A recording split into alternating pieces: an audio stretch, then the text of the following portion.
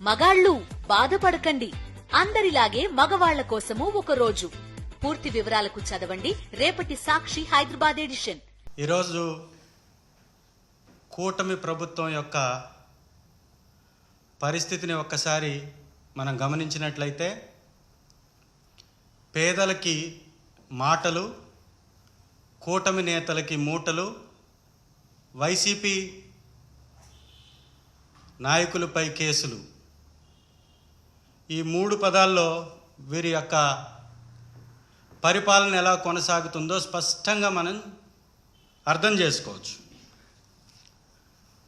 జగనన్న గారి ప్రభుత్వంలో, మా ప్రభుత్వంలో గతంలో దశాబ్దాలుగా పేదలుగా ఉండిపోయినటువంటి దళితుల్ని, వెనకబడినటువంటి తరగతులకు చెందినటువంటి వారిని, మైనారిటీ సోదరుల్ని ఆదుకునే విధంగా ఎన్నో దశాబ్దాలుగా వారు వ్యవసాయం చేసుకుంటున్నటువంటి భూమి మీద హక్కు లేక, వారు హక్కుదారులై కూడా 20 సంవత్సరాల పైచిలుకు నుంచి దాన్ని స్వాధీనంలో ఉంచుకొని కూడా ఏదన్నా వారి యొక్క అవసరానికి అమ్ముకోలేనటువంటి పరిస్థితి, దానిపై రుణం తెచ్చుకోలేనటువంటి పరిస్థితి, వారి బిడ్డలకి ఏ విధంగా కూడా వాటిని ఉపయోగించుకోలేనటువంటి పరిస్థితిలో ఉన్న ఆ ఇబ్బందుల్ని గమనించినటువంటి జగనన్న గారి మా ప్రభుత్వం దాదాపుగా 35.44 లక్షల ఎకరాలకు సంబంధించి నిషేధ భూముల్ని, వాటి యొక్క సమస్యను పరిష్కరించేటటువంటి విధంగా దాదాపుగా 20.24 లక్షల మంది రైతులకు లబ్ధి చేకూరే విధంగా ఆ భూములన్నిటి మీద 20 సంవత్సరాల పైచిలుకు దాని మీద స్వాధీనంలో ఉన్నటువంటి వారికి, వారికి కేటాయించి 20 సంవత్సరాలు దాటినటువంటి వారికి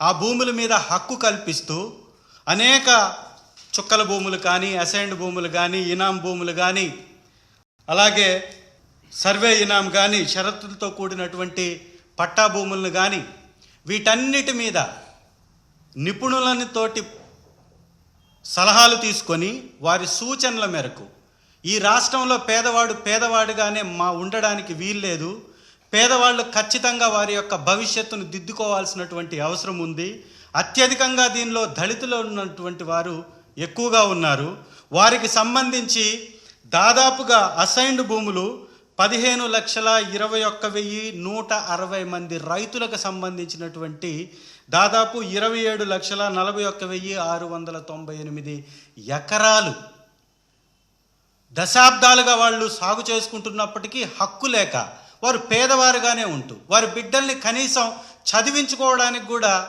అర్హత లేక, ఆర్థిక స్తోమత లేక ఇబ్బంది పడేటటువంటి వారిని ఆదుకోవాలని తీసుకొచ్చినటువంటి ఒక మహా గొప్ప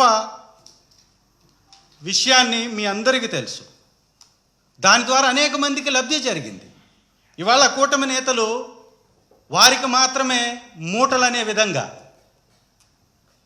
మంత్రి గారు అనగాని సత్యప్రసాద్ గారు ఈరోజు వారు కొన్ని వ్యాఖ్యలు చేశారు. అసెంబ్లీ సాక్షిగా కీలకమైనటువంటి వ్యాఖ్యలు చేశారు. 25,000 ఎకరాల అసైన్డ్ భూమి రిజిస్టర్ అయ్యాయంటే ఎందుకయ్యా మీకు అంత కడుపుమంట? ఏం కాకూడదా? పేదవాడు పేదవాడిగానే ఉండాలా? పెత్తందారిలాగానే ఉండాలా? కూటమి నేతలు మాత్రమే మూటలు దోచుకొని కట్టుకొని తిరగాల? పేదవాడు తను 20 సంవత్సరాల నుంచి సాగు చేస్తున్నటువంటి భూమి మీద హక్కు పొందడం అనేది తప్ప? దీని మీద ఎందుకు మీరంతా ఈ రకమైనటువంటి పక్షపాత ధోరణి వ్యవహరిస్తున్నారో కూటమి నేతలు చెప్పాల్సినటువంటి అవసరం ఉంది.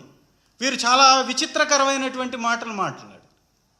పేదవాడు ఎన్నో సంవత్సరాల నుంచి కలిగి ఉన్నటువంటి భూమిలో ఇన్సైడర్ ట్రేడింగ్ జరిగింది అంట. ఎలా జరుగుతుంది సార్? మంత్రి గారు, మీరు నిజంగా స్పృహ ఉండే మాట్లాడుతున్నారా?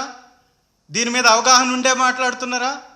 ఈ భూమి దశాబ్దాలుగా ఆ పేదవాళ్ళ దగ్గర ఉంది, ఆ దళితుల దగ్గర ఉంది, ఆ వెనుకబడినటువంటి వర్గాల దగ్గర ఉంది, ఆ మైనారిటీ సోదరుల దగ్గర ఉంది. దీనిలో ఇన్సైడ్ ట్రేడింగ్ ఎలా జరుగుతుంది? అంటే పేదవాడు ఎదగటాన్ని చూడలేనటువంటి కూటమి, పేదవాళ్ళని బాగు చేస్తుంటే అడ్డుకునేటటువంటి కార్యక్రమాలకి పాల్పడుతూ వాటిని అడ్డుకోవటానికే ఒక ప్రణాళికాబద్ధంగా ఇవాళ సత్యప్రసాద్ గారితో మంత్రి గారితో ఈ వ్యాఖ్యలు చేసినట్టుగా ఈ కూటమి ప్రభుత్వాన్ని మనం ఒక్కసారి గమనించవచ్చు. ఏం జరిగింది గతంలో? ఎందుకు చుక్కల భూములు అనేక సంవత్సరాలుగా శాశ్వత పరిష్కారం లేకుండా ఉండాయి? వీటన్నిటి మీద అధ్యయనం చేసింది మా ప్రభుత్వం.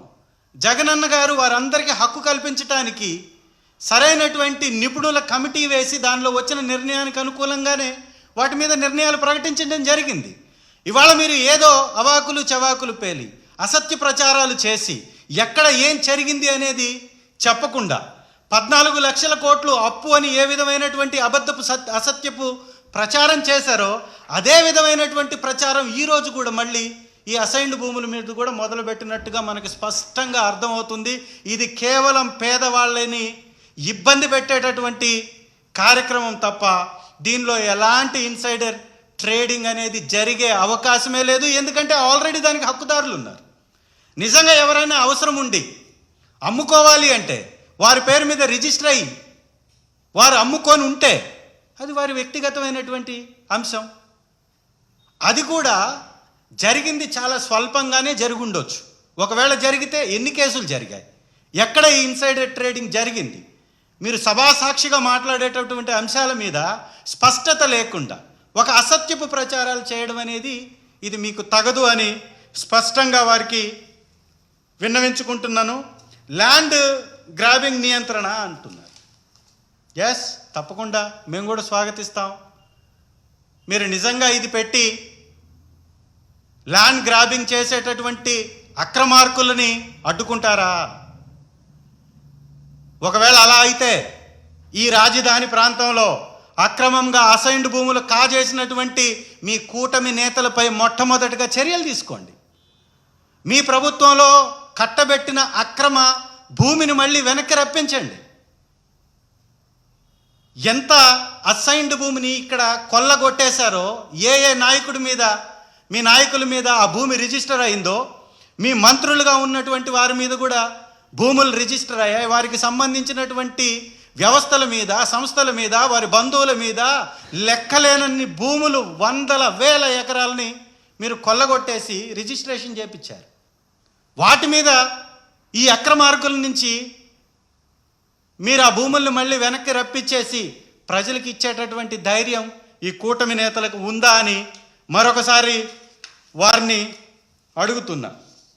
దీంతోపాటుగా అసత్యాలు చెప్పటమే పనిగా పెట్టుకున్నటువంటి వారు నిజంగా గతంలో లబ్ధి జరిగినటువంటి విషయాల మీద చర్చిస్తున్నారా? 75 సంవత్సరాల స్వతంత్ర భారతదేశంలో ఈరోజు కూడా దళితుడు శ్మశానం లేకుండా జీవిస్తున్నాడు అంటే ఇన్ని సంవత్సరాల తెలుగుదేశం అధికారంలోకి వచ్చి సెంటు భూమి శ్మశానానికి ఇచ్చారా దళితులకి? నేను అడుగుతున్నా.